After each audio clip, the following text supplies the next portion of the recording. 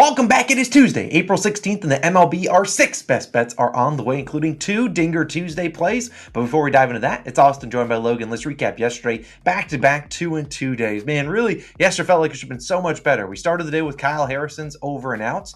Pretty sweat-free, got into the 6th innings pitched. Yankees, Jays under 9. A little sweaty at the beginning of the game, but then there was no runs the rest of the game. Now we were 2-0, and then our Nerfy failed. If you were on the stream, painful. The only run scored until I think the 6th inning, which is just, you just hate to see that. And then we had Brian Reynolds get a hit for the hit parlay, and Ketel Marte could not get it done. Even got an at-bat, I believe the 10th or 11th inning, did not get the job done. Hit parlays have been a little bit cold recently, but we're not worried about that. We've just been some unlucky. We're betting on some good hitters that just have not been coming through. And of course, the next day, they always get a hit. So I swear that's how it always plays out. But we're going to dive into the picks today. We appreciate you guys, as always, for tuning in. I know it's been a little bit of a wonky run. MLB's kind of like that. Sometimes you go on hot streaks, sometimes cold streaks. It is what it is. We're going to bounce back. It's a full, long season. So stay dialed in with us. We got 6 picks today, including some plus value. Definitely tap in. We got a long slate. But before we dive into that, I do want to note there's going to be an NBA best bets video. We've been dialed into the NBA. That will be posted a little bit after this one. And let's just dive into the first play of the day. As you guys always know, it is going to be our hit parlay on odds checker. Last week was a little weird. Had a lot of guys getting voided. We started off this week with, Ketel not getting the job done. I'm confident these will turn around. You saw us the first week of the season, went 5-0 on them. That's going to happen eventually, and I think we're going to get back on a hot streak today. We really like the hitters that we've picked out. Well, obviously, it won't be posted until a little bit after the video, but it will be on the pinned comment and in the description, and it'll be at the end of the video, so definitely tap into that. It should be live around 9:30 a.m. Eastern time. Definitely check that out. And let's just dive into Dinger Tuesday. If you don't know what Dinger Tuesday is, I'll explain it in 1 second. My home run pick of the day is going to be Mr. Yordan Alvarez, who's currently about plus 255. Not the best value on FanDuel. Actually, is the best value on FanDuel across all books. Now, what is Dinger Tuesday? It is a promo that FanDuel runs where you bet some people's minimum to bet on the guys to hit a home run is different. If it's $5, cool, you bet that. If it's $25, whatever. But you normally get back a certain amount per home run hit in that game. So even if Yordan Alvarez, let's say, doesn't hit a home run, unlikely, he's smashing one tonight, you get normally $5 back for every single home run hit in their respective game. So it's a pretty good one to back an Astros and Braves one, because the Braves are a team that hits a lot of home runs. I really like Yordan Alvarez, though, as my favorite home run pick of the day. But make sure you opt in. But Logan, you also got a home run pick. Who you rolling with today? Yeah, I'm rolling with the wagon from last year. Not Austin Riley, but Trey Turner, my boy. I love him to get a home run. Plus 300 odds. Look, this is a player that I track every single day. And hint, I'm not done backing Trey today. I do really think he has a good chance at going yard against Austin Gomber and the Rockies bullpen that follows him. Trey smokes left-handed pitching in Citizens Bank Park. All it takes is pulling one right to left field. I see it now. Trey is going to hit a home run for us. I think there are going to be a lot of home runs in that game for sure. And then for my best bet today, I'm starting it with an over. I'm taking the Cubs and Diamondbacks over 9.5, minus 115 odds on FanDuel is your best value there. Now, if you're looking in the box score yesterday, you'd see a really low-scoring affair. The Cubs won 3-2. There weren't a whole lot of hits and runs in that game. Today, I'm calling that this one will be different. Yesterday, we had an easy winner with that under, so hopefully the total picks can stay hot. Now, let's who's starting for the Diamondbacks is Tommy Henry, 5.79 ERA and a 1.64 whip. His StatCast numbers are terrible. 15th percentile in hard hit percentage, 20th percentile in barrel percentage, 28th percentile in whiff percentage. Look, you want those numbers to be high. You want to be 99th percentile, right? That's where you want to be. Tommy Henry's numbers are not great. Missing bats is key to not getting rocked, and Henry doesn't do that. I mean, the Cubs are only hitting 224 versus lefties, which is your counterpoint to saying, well, maybe they don't rock Tommy Henry. But I still think the fact that he doesn't miss bats is kind of the equalizer there. The Cubs should get back on track today, hitting against left-handed pitching, and they're a good team with runners in scoring position. They're hitting 261 with runners in scoring position. That is solid enough for me to back. Then on the other side, you got Kyle Hendricks, the professor, 12.08 ERA and a 2.37 whip. Rough numbers to start the year for the professor. And the expected ERA, while it is lower, it's still high at 7.83, and that's dangerous against an Arizona team that I think is sitting on a ton of runs today. Hendricks allows a 269 batting average to this Arizona roster, and Arizona had a total of 3 hits in 11 innings yesterday. That is far from the norm with this team, and the professor gives up a lot of hits. The question is, can the Diamondbacks hit home runners in scoring position? Well, so far on the year, they've been great. Arizona, 4th best in runners in scoring position, batting a .316 batting average. They should be able to get the runs home today. I really hope so. I hope it plays out that way. Arizona, 11th in bullpen ERA. Cubs, 19th in bullpen ERA. There should be runs all throughout this game. I really do like the over 9.5. After the low-scoring game you saw yesterday, you saw the odds makers raise the total up to 9.5, and I think it's for a good reason. Give me the over in that game. But Austin, where are you going for your first pick?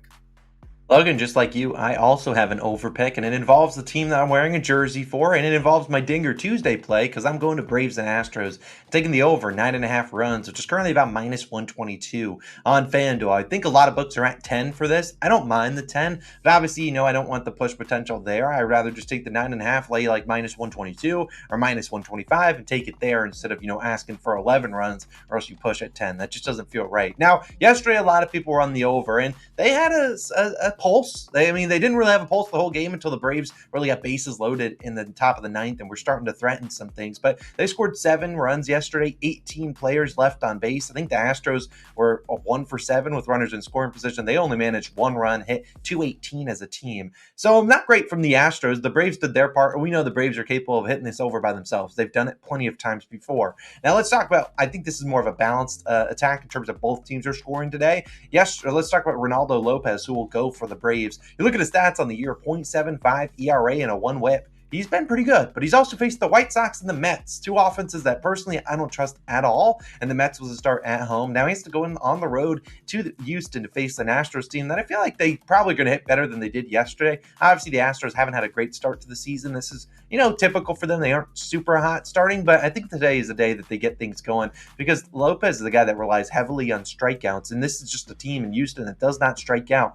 Fewest actually strikeouts per game in baseball. So if they're putting the ball in play, I think they have a good chance against Ronaldo Lopez. He is 27th in average exit velocity, so he's giving up some hard hit balls, 38th percentile in hard hit percentage. So I think they'll be able to get some runs up on Lopez. And then when the Braves bullpen comes in, I think they got a chance there. The Braves' best bullpen guy, in my opinion, is AJ Minter. He's unavailable today. He's pitched the last 2 days. I really don't think they pitch him 3 straight days. Yesterday, they used 4 bullpen arms. And so if they can't get a lot of distance out of Ronaldo Lopez, they're going to be in a tough spot here, given that their bullpen's a little bit depleted after using a lot of guys yesterday. I think that we'll see the Astros bench show up. And on the flip side, we need the Braves to show up, and they're going to face Hunter Brown. Now, if you look at Hunter Brown's ERA, it's sitting at about 16. That's not great. In his 3 starts, he's allowed 1, 5, and 9 earned runs. In his last start against the Royals, he didn't even get out of the first inning before he gave up 9 earned runs. Now, Hunter, if you want to do that today, we certainly would allow it. I expect him to be better because he's at home where he's pitched better, but this is a Braves team that we know is capable of putting 8 to 10 runs up on you in a hurry. When the Braves hit parade starts, it doesn't end for a while, and I really think they'll be able to put up some runs today.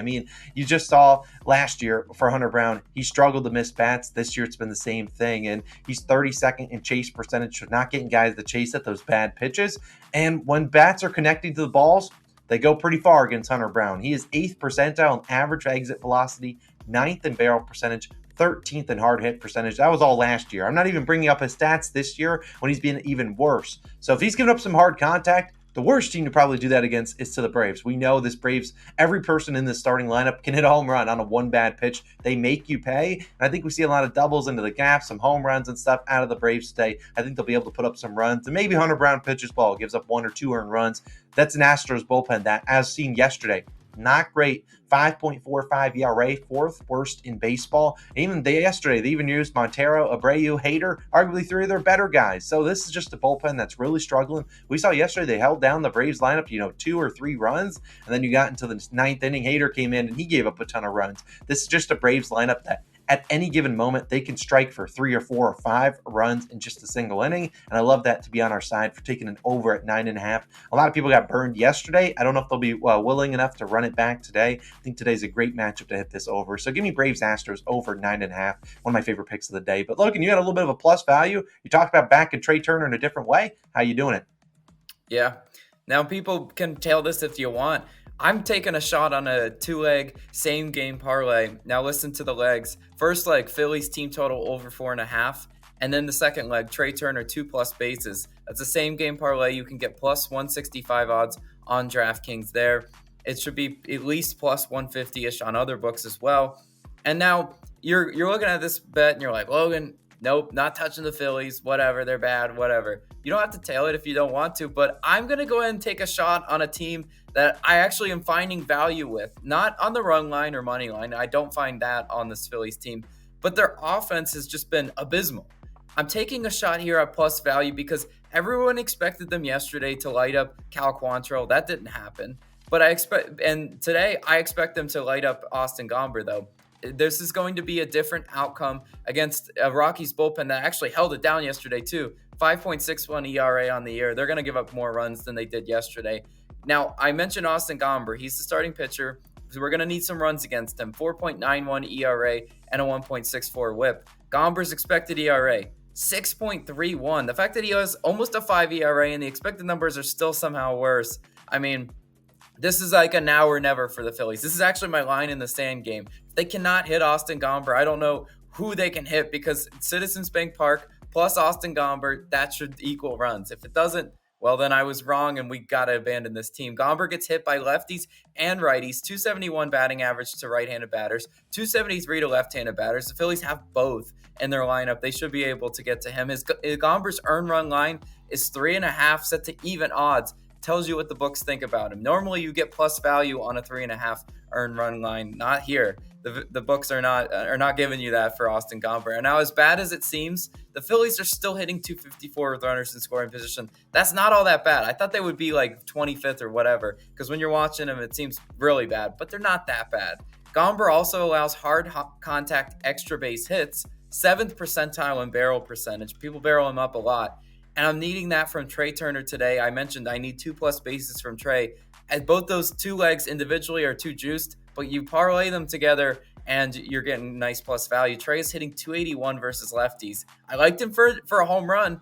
I have to like him for 2+ bases, right? In his career, weirdly enough, he does struggle versus Austin Gomber, 111 batting average, but that changes today at Citizens Bank Park. I don't look at what Trey used to do against Austin Gomber. I'm looking at what he is doing now. He is heating up 2+ bases in 3 straight games. Guys, remember the Trey Turner bases wagon? If you tailed us last year, you would know it got us well into the green, and I'm willing to trust him again today. The fact that he's seeing the ball well is when I want to back Trey Turner. There's a reason why he's minus 150 for 2+ bases. I really do like this same game parlay of Phillies to get us some runs and Trey Turner to get us 2+ bases. Don't care how the bases come. Home run would be amazing. Trey, go out and do that for us. But Austin, you got a player prop for us. Where are you going?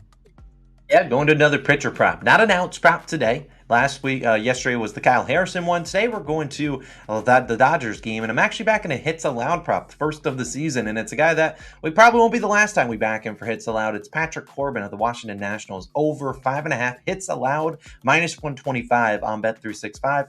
I was honestly pretty shocked that we got a 5.5 line for him at playable value. I expected to be about minus 160 or at 6.5 at like minus 110. So you're giving me a 5.5 hits allowed prop. I'll take it here. Now you look at this one, I'd probably play it up to about minus 140. I don't really love it outside of that. Now Corbin is the gift that keeps on giving this season. 7, 9, and 11 hits allowed, facing 20 or 18, 30, and 27 batters. If you've ever watched Corbin play, he's a pitch to contact pitcher. And what the Nationals don't care about him is they don't care how many guys he sees. They just keep putting him out there. If he's like pitching well, like, oh, you've only given up 4 hits, 5 innings pitched. Here we go, 6th inning. Oh, your pitch count's still low. 7th inning. They will keep rolling him out there until he's hit his pitch count or until he's given up like 7 earned runs. That's what they do. And you look at starting pitchers against the Dodgers, 13 of them have faced 20 or more batters. I'm not going to look at guys that haven't faced 20 batters because, well, Corbin's going to face at least 20 batters today unless something goes wrong. Of those 13 guys that faced 20 or more Dodger hitters, 9 of them, 69%, had at least 6 hits allowed. I think a couple of them had 4. But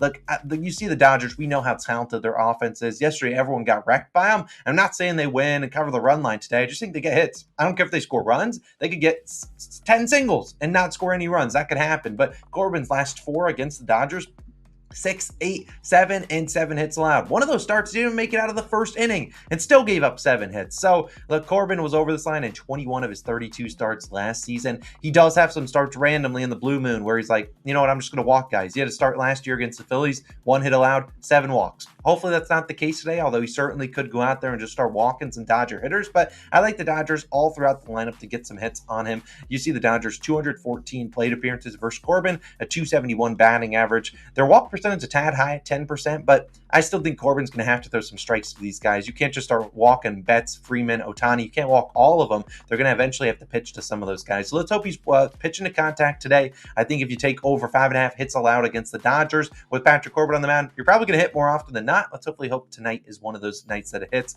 My favorite pitcher prop of the day, Patrick Corbin. Give us 6 hits. Could be all singles. I don't care how you get it done. I really like his hits allowed prop tonight. But Logan, you know what time it is. It's Nerfy Nation time, and man, it's been a down day the last few days. But you know what?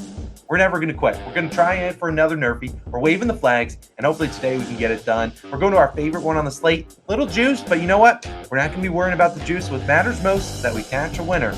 We really like this one today as we're heading out to Seattle, where if you took the Nerfy yesterday, we're sorry about that one. Let's take Reds and Mariners. Nowhere in first inning, our favorite one of the day. Look, we love these two pitchers. Both of them have a K line set at 7.5. They're expecting good things from them, and so are we expecting good things out of them in the first inning. We should be live for a Nerfy live stream again tonight at 9:30 p.m. Eastern time. Let me talk about Logan Gilbert, who will start for the Mariners. He was 10-5 on Nerfies at home last year. He actually wasn't great on Nerfies in general, but this year he's gotten back in form 3-0, and I'm confident Logan Gilbert is the guy that can come out there and do his job. The Reds are a team that have actually struggled in the first inning, 29th in first inning runs, second worst in the majors. Let's hope Logan Gilbert can do his job, get us those first 3 outs. That's all we're asking for. I certainly think he can do that, but who's going to start for the Reds on the other side to take us home, Logan? Who's it going to be?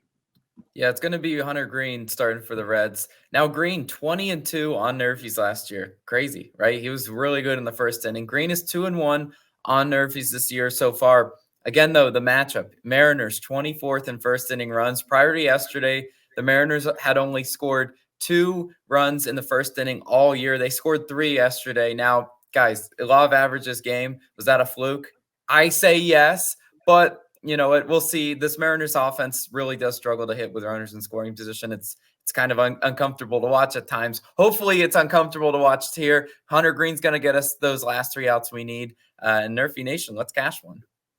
Waving the flags. It is a little juiced at -140, but we were between this and the Pirates and Pirates and Mets one, and that was about -130. So we want to go with the one that we're more confident in, and hopefully that we can get Nerfy Nation back on track. Wave these flags in chat later on tonight. Those are our favorite picks of the day. As I mentioned at the top of the video, our 6th pick will be the added play, which will be our hit parlay. We'll be on Odds Checker. Top link in pinned comment, description, and at the end of the video, which is right now. I'll put the link on the screen once it is live. Hit parlay is smacking today. You have my word. We're going to dial in and get those dialed in. But you guys have a wonderful Tuesday, and let's hope those Dinger Tuesday picks hit as well. We'll see you guys back again tomorrow with some more action. On our NBA Best Bets videos live, I'll link it on the screen as well. You guys have a great Tuesday. See you later tonight for the live stream. Peace.